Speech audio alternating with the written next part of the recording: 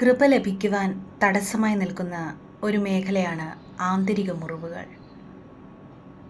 ശരീരത്തിലേറ്റ മുറിവിനേക്കാൾ വളരെ ആഴമേറിയതായിരിക്കും ഓരോ വ്യക്തിയിലെയും ആന്തരിക മുറിവുകൾ. മനസ്സിനേറ്റ മുറിവുകൾ പലപ്പോഴും കാലങ്ങൾ കഴിയുമ്പോൾ നാം മറന്നു പോവുകയാണ് ചെയ്തിട്ടുണ്ടാവുക. അത് ഉണങ്ങിയിട്ടുണ്ടാവുകയില്ല.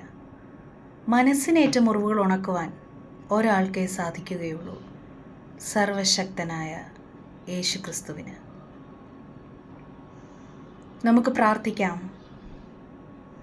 യേശുവേ, എൻ്റെ ഹൃദയത്തിലേറ്റ എല്ലാ ആന്തരിക മുറിവുകളെയും അവിടുത്തെ തിരുരക്തത്താൽ കഴുകി വിശുദ്ധീകരിക്കണമേ. പരിശുദ്ധാത്മാവാൽ എന്നെ നിറയ്ക്കണമേ. 51 സങ്കീർത്തനം നിരന്തരം പറഞ്ഞുകൊണ്ടിരിക്കുക.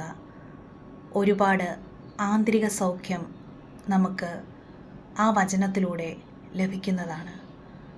നിന്റെ ഇഷ്ടത്താൽ സിഹിയോനോട് നന്മ ചെയ്യണമേ.